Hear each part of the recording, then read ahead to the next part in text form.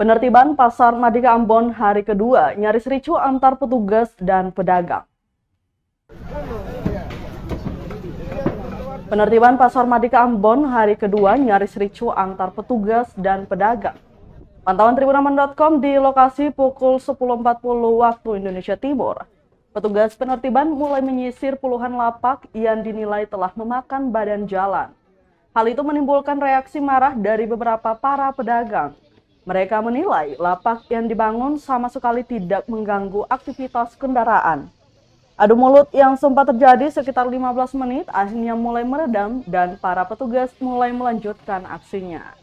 Diketahui penertiban Pasar Madika Ambon bakal berlangsung selama 4 hari, dimulai Selasa 2 Agustus 2022 kemarin hingga Jumat 5 Agustus 2022 mendatang.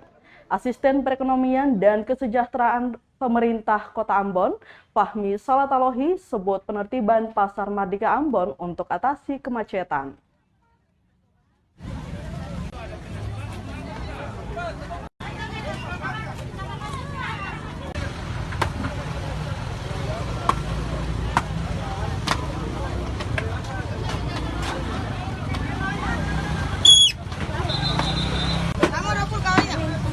Terima kasih sudah nonton.